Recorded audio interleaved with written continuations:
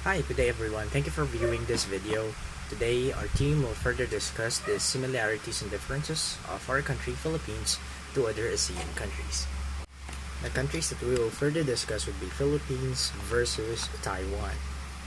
The main agenda of this video is to discuss how these countries manage their government affairs, leadership styles of elected officials, efficiency or inefficiency of their respective bureaucracy, form of government, its structures, including programs and services provided for their constituents. Without further ado, let's go into the details. Hi, Lucy here. So as we discuss the difference of Taiwan government to Philippine government, I am now going to discuss the form of government of Taiwan and the efficiency or inefficiency of their bureaucracy. So the government of the Republic of China, also known as Government of Taiwan, is also democratic. The president is the head of the state. So compared to the Philippines, Taiwan not just consists of presidency, but also it has 5 branches. So yes, you heard it right. So Philippines only has 3, the executive, the legislative, and judiciary. But in Taiwan, they have executive, yuan, legislative yuan, judicial yuan, examination yuan, and control yuan. When it comes to efficiency of Taiwan bureaucracy, we can say that we can compare it to how Taiwan stopped the outbreak of COVID-19 in their country. They were fast, they did not take any risk, and also highly educated. So the government take control of social media, which is they announce punishments and spreading of misleading information. The government and the people has uniformity when it comes in dealing with this kind of crisis because their people are more educated. And people of Taiwan strictly follow the government policies, which a powerful sign of respect to their government. Based on also what I researched, one of their efficiency is that local politicians can easily make their way to higher positions in the national government. So, because Taiwan believes that democracy comes from the bottom up and the government reforms more often succeed when starting at the local levels. Thus, of course, respect for local government is high. So one of the things that I also learned about them is that they are more than willing to cut the cabinet level bodies from 36 to 22. This is for their efficiency. They are more into cut costs and reallocate resources to important policy area like trade, environment, health, tourism, and human resources. And also, they develop their services industries, which is make them more highly competitive to any other Asian countries as well. So in Taiwan, this is actually based in Taipei Times. Zhang Xiaoling, chairperson of a public economics research center at National Taiwan University, said that procedural informations and justices during the legal reviews. This is actually in important matters such as urban planning, environmental protection, urban renewal. Like legislative sometimes did not show up. There's no report about the flood case, there's nothing to review, which causes problem to an ordinary people. Though the government officials also lack of sense of responsibility. This one mentioned that officials are rather subservient and follow orders unquestioningly. And government officials didn't dare to tell the truth. They more on the less I do, the fewer mistakes I would make. Yeah, that's it. Hi guys, good day. My name is Christian Daya and I'm here to discuss about the government affairs of Taiwan and its leadership. So let's talk about first the leadership of Taiwan. So Taiwan in the past years, in the past centuries, they gained to be a democratic country. Democratic country or democracy is just like as a system of government by the whole populations or all the eligible members of a state, typically through elected representative. Or just technically they have an freedom of speech, freedom to select the presidents and other government politicians. So next, we are going to discuss about the government affairs of Taiwan and some little bit history of Taiwan. So let's go ahead and Taiwan had no central government authority until the Dutch colonized the island in the 1620s. The Dutch era lasted only about 40 years, however, and Taiwan became the first country to free itself from Western colonial rule. Taiwan was self-government only for a few decades. Taiwan was made part of China for 2 centuries, after which it was colony of Japan from 1895 to 1945.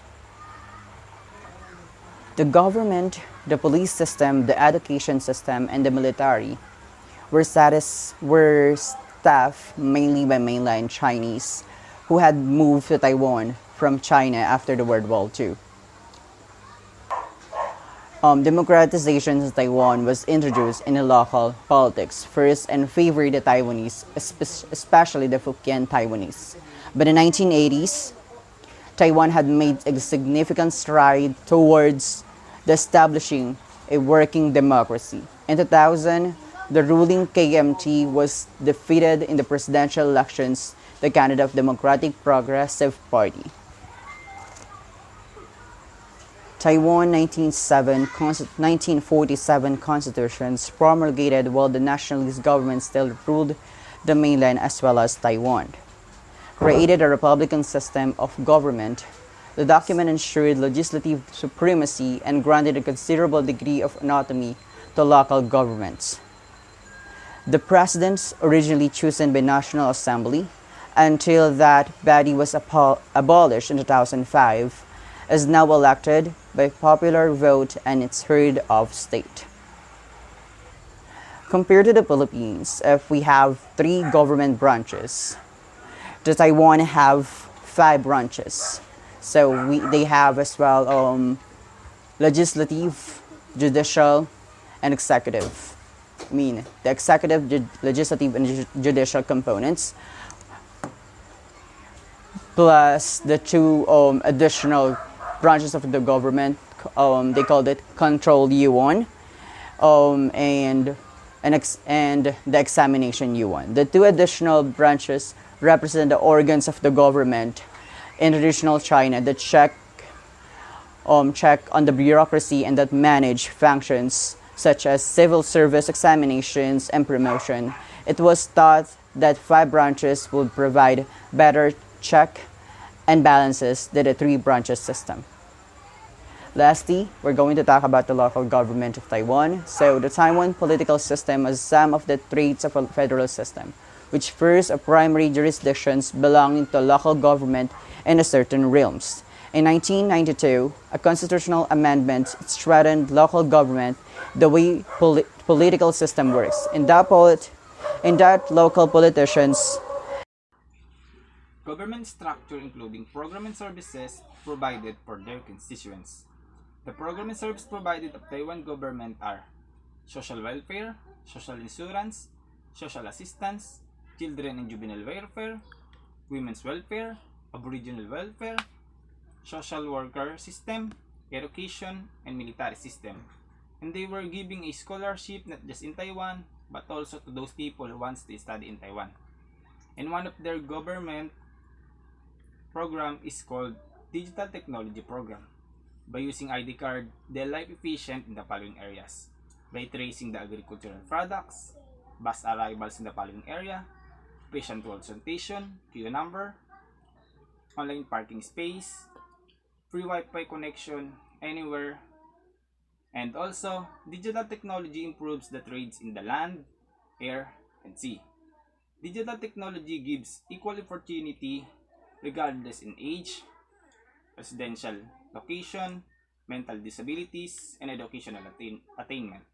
Digital technology, government service delivered in every corner of Taiwan.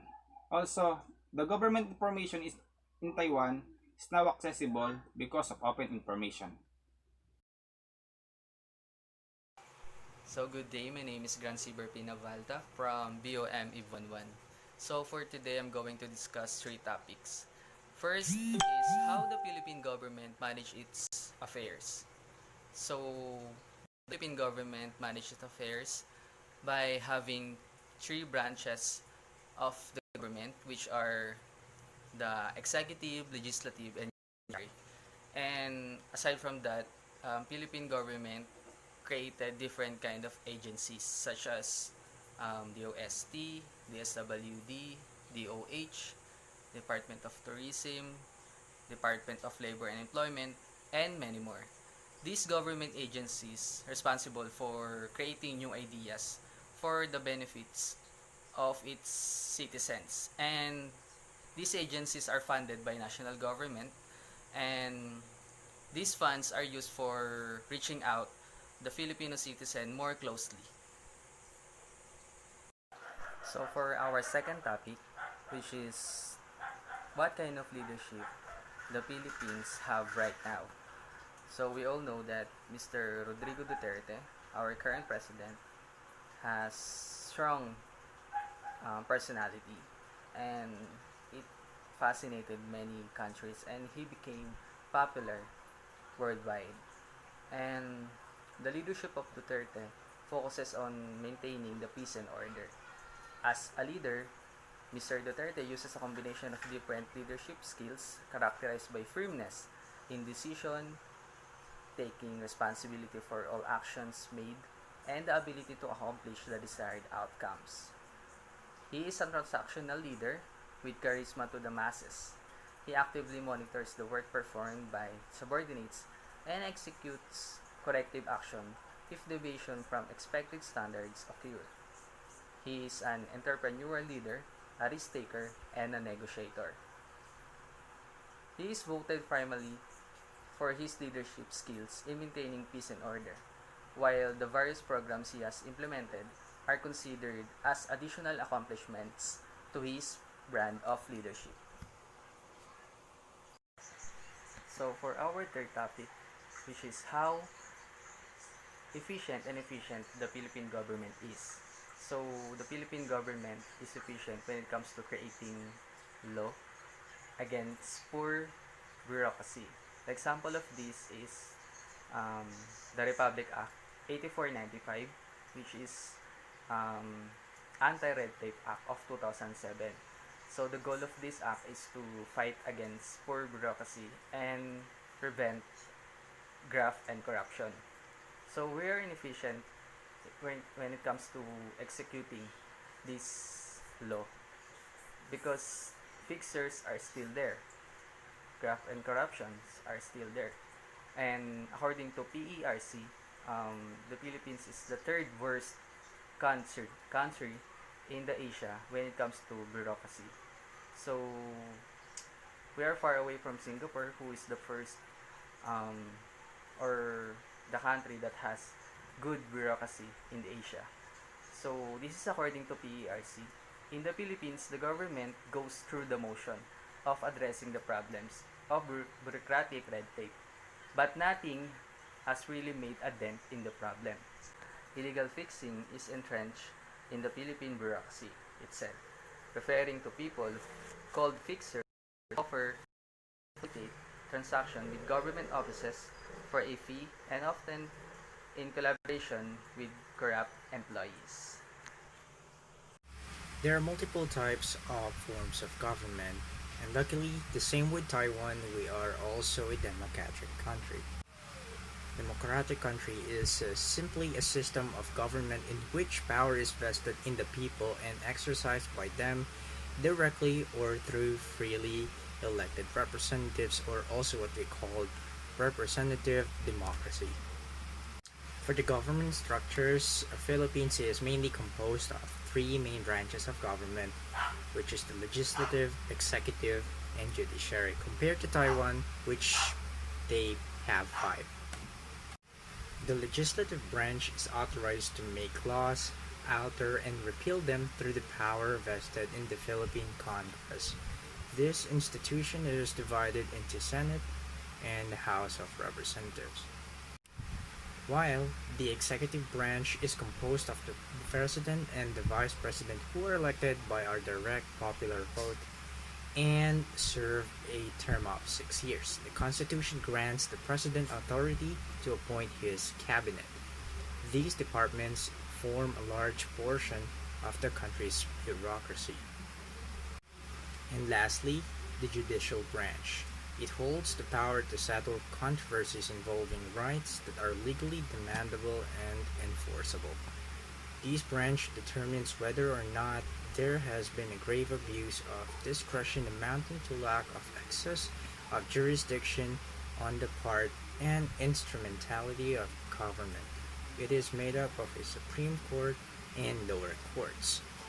The Constitution expressly grants the Supreme Court the power of judicial review as the power to declare a treaty, international or executive agreement, law, presidential decree, proclamation, order, instruction, ordinance, or regular unconstitutional. For the service and programs offered by the government, it is pretty much similar to Taiwan. The government's program are mainly focused on good governance and anti-government. That's first. Second is human development. Third is economic development.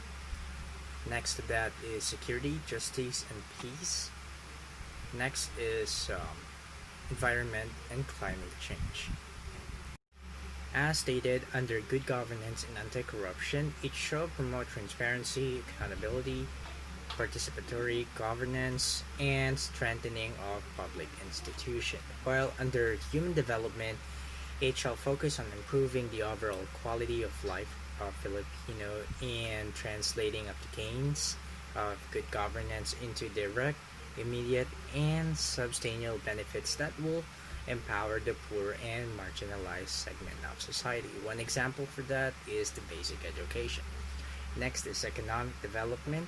It states here that it shall focus on promotion of rapid, inclusive, and sustained economic growth.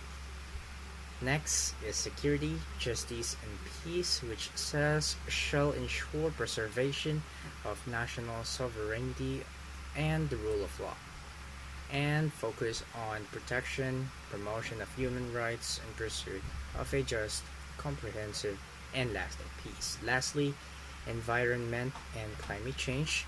It shall focus on conservation, protection of the environment and natural resources. It shall take the lead in pursuing measures to adapt and to mitigate the effects of climate change in the Philippines archipelago, and undertake all the necessary preparation for both natural and man-made disasters. Alright, and to wrap up the video, we can simply say that in terms of form and structure, Taiwan and Philippines is kind of similar to each other. But despite of many similarities, the Philippines remained one of the most inefficient bureaucracy among Asian countries, as per one study. We can realize that with how Taiwan performed in contrary to our country. In addition to that, they handled the COVID pandemic way better than us. So we can simply say that they are really doing better than us. And that's pretty much it for this video. Thank you so much for your time, and I hope you learned something today. Thank you for watching. Peace out. God bless.